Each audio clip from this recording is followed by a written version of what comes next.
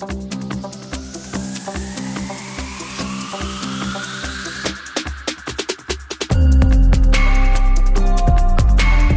week, news reports emerged that the U.S. Department of Justice is quietly preparing a case against Google for allegedly abusing its leading position in digital advertising.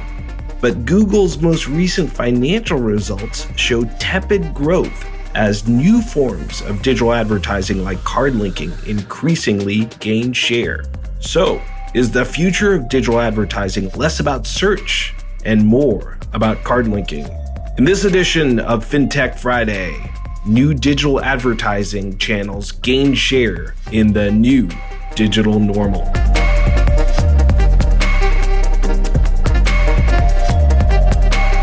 I'm Silvio Tavares here in San Francisco on September 25th, and this is FinTech Friday, brought to you by CardLinks. It's great to be with you. Google is now a company that is all grown up. It's no longer the new technology kid on the block. At the ripe old age of 22 years, it is the undisputed king of digital advertising with over $160 billion in annual sales and a market value of over $990 billion. Now, a company that strong will always attract the attention of regulators, and Google is no exception. After years of trying, news reports have emerged that the U.S. Department of Justice is sending its lawyers to several state attorneys general to coordinate a major legal action against the company.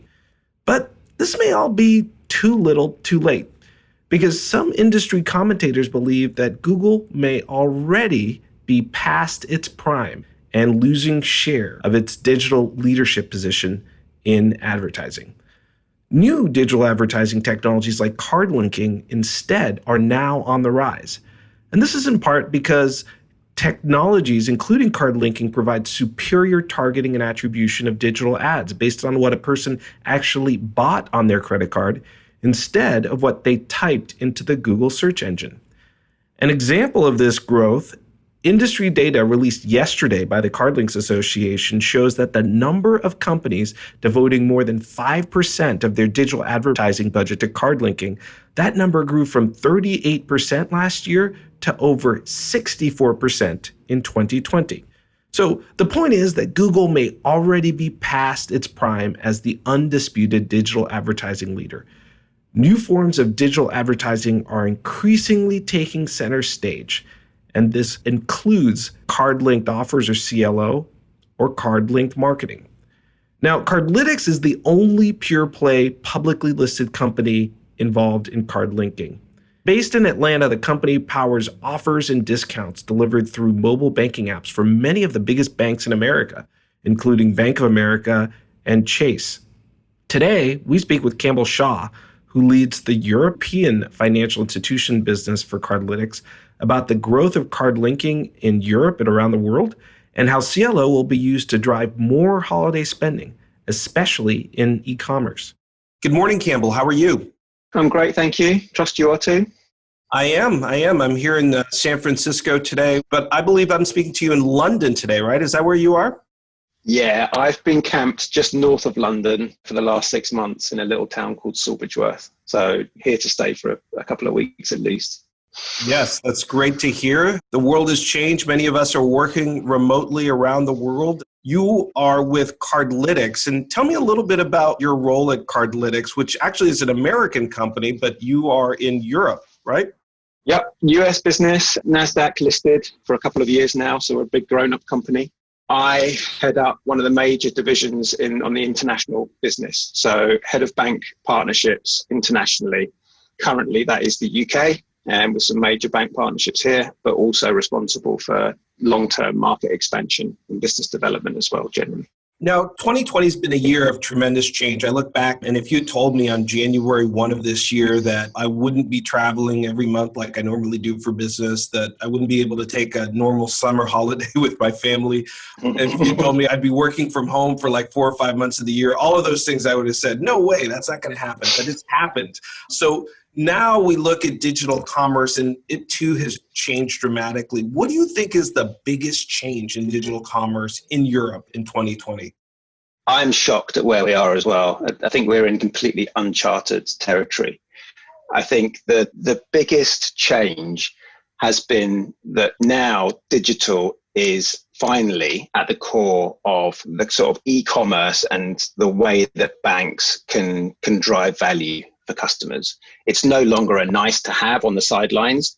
It's pushed banks to do things that they chose not to do for a long time, and they're actually now using it for huge benefit. So the biggest change in digital commerce is very much around the conversation. And actually it's a two-way conversation now, rather than a siloed, if you want something, you can go and get it, because banks are using data far more smartly for the benefit of themselves, but also for the customers to actually drive personalization. Although it's digital, data has never been more important and will continue to drive, and it's taken us to a place that we may not have got to in a more settled, calm environment. Great insight. Campbell, I'm going to ask you to look forward. Cardlytics is a really unique position because you work with the transaction data of many of the world's largest banks and financial institutions. And as a result, you have great insights on consumer spending. So if you look out towards the Christmas holidays period that's coming up, what do you think is going to change about how consumers spend this holiday season? And then, of course, that's an important season, right? Because for many merchants, that's when they receive 60, 70% of their sales for the year. Yeah, I've racing through my head right now. I've got some challenges. I've got the challenge of Christmas is still a long way away. So how can you expect me to know what that's going to look like in such uncertain times? But I think people are talking about Christmas far earlier than they ever have. So people are planning quicker or earlier. They're placing their money already to make plans that they may have left because there was other things going on in their lives, or they just knew what they were already going to do. I think this will be a different Christmas than we've ever seen, or a spending habit than we've ever seen, because for those who are able to, I think they're likely to double down in certain areas that they may not have spent as much. And we've seen grocery really thrive almost to the point of bursting in the pandemic. I think we're going to start to see a shift in, even if it's not more money being spent, I think it's going to be spent in different ways. We've seen a huge shift from share of wallet in the grocery sector to share of stomach, because actually people may not want to do those big shops anymore. They may be able to leverage the delivery services to be able to treat themselves more often than they perhaps would have done. So that's a total get out from your very simple question. But I think it's a combination of, there'll be a few things that still need to happen to be able to create clarity. But I do think people are starting to make choices around either holiday venues that they may not have gone to in the country where they reside, rather than going internationally, or getting ready to have a proper family celebration because they've had some tough times, and the kids will get maybe bigger, better presents because they've suffered during lockdown. The one guiding light in this tough time is that seasonal spend that everybody's looking forward to. Cardlytics has really been a pioneer in card linking. As you point out, Cardlytics is actually a public company listed on NASDAQ. And traditionally, card-link marketing has been used to drive in-store sales. But have you seen that changing in Europe as more merchants move their sales to websites and mobile? Yeah, it was a journey that everybody was already on, but it's been dramatic in the last 6 to 8 months, primarily driven by the fact that in the UK and Europe overall, we were in absolute lockdown, regardless of whether shops were open, and there was very few shops that were actually trading on the high street. You weren't even allowed to go to the high street. And so that has restricted people's ability to buy things and spend their money in stores. But also, even in the longer term, as things started to relax, even if they were physically on the high street, there's been a vast reduction in the physical stores that have been able to trade. And so a behavior that was already in place, where there was a mutual customer journey offered to people of being able to buy online or in store, dramatically shifted to online only. So that has done two things. It's sped up traditional high street merchants and retailers' online businesses, but it's also opened the gates to a number of digital-only products, services, organizations who may not have been so prevalent in a banking app for specific sort of card linking propositions. So it's been a dramatic shift to online, and I think it's absolutely here to stay. And I think there's been some de facto benefit of the COVID situation, which is actually going to stand everybody in good stead for the real long term as this all passes. Yeah, they say that necessity is the mother of invention, and that certainly seems to be the case with merchants making a pivot to e-commerce instead of in-store. But during the pandemic, European banks have also faced many of these challenges, and you've alluded to them. They face challenges with their traditional business models, including in-person services in bank branches on the high street and main streets. And consumers are just flocking rapidly to digital banking and online-only financial services. From the bank's perspective, how does Cardlinking help banks drive digital engagement? So there are two key areas that I think have really come to the fore. Moving away from a negative position, customers are financially stressed because of their own social situation regarding the pandemic, has meant that they have really started to see benefit from card linking because it helps them save money in tough times. And so the banks have had that as a core function to be able to rely on to say, we understand your financial position and we can help with that. When you're reviewing your financial situation, actually, we can help you save money. And so that has been a core function because it's a one-stop shop. There's an education piece around making it easier for customers to know where to go and buy things based on the offers that are presented to them, but also the fact that there's a financial benefit in a really stressful climate to be able to save money and act appropriately when they actually spend that money. Absolutely.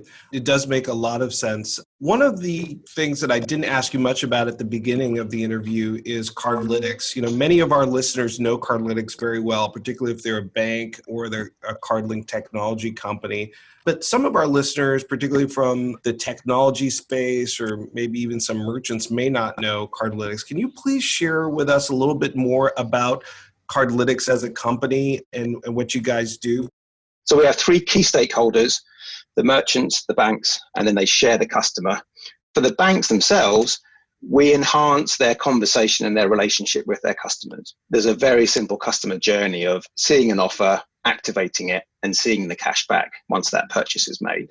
The customer gets complete confidence that we're seeing those transactions anonymously, and we support that digital engagement with the banks to be able to give them more reason to go to their mobile banking service.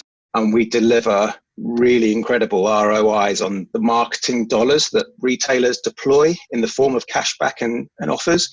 And we enable the customers to be able to gain rewards on things that they're probably doing anyway, in terms of buying groceries, traveling when they're able to, obviously, or buying the goods and services that they need. Campbell, thank you so much for sharing with us your insights. It was a real pleasure to connect. Stay healthy, and I look forward to seeing you again. Maybe early next year, it looks like, because I think for most of us, we won't be traveling much the balance of this year until there's a vaccine. Yeah, you too, Silvio. I look forward to that day. There'll be a glass of something cold waiting, I'm sure. Yes, I look forward to it. That's Campbell Shaw, Head of Banking Partnerships for Cardlytics, talking to you today based in the United Kingdom. Coming right up, some closing thoughts on what to expect in holiday spending in 2020.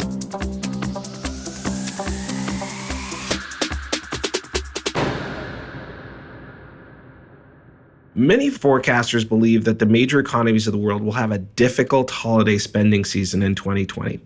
And if that happens, it has important repercussions for those economies because consumer spending accounts for over 70% of the economy in the US and other big countries. And it's also a disproportionately large share of that consumer spending that happens in the fourth quarter during the holidays. But here is my contrarian forecast. I believe that the 2020 holiday spending season will actually be very good for merchants, especially e-commerce merchants. Consumers will shop earlier online because of expected fewer visits to shuttered in-store retailers. Consumer debt is also much lower than where we started the year, and cash savings are actually higher. As a result, consumers have a lot more cash and credit lines available to buy. And finally, and this is really an emotional factor, many consumers have had not much fun this year due to canceled vacations and constantly working from home. Shopping for the holidays is going to give many consumers some expected joy that they did not get earlier in the year. So, despite the high unemployment rate in many economies, expect the consumer holiday season to be bigger this year than it was last year. You heard it here first. For FinTech Friday from the CardLinks Association, take care of yourself and take care of each other. God bless you. This is Silvio Tavares signing off.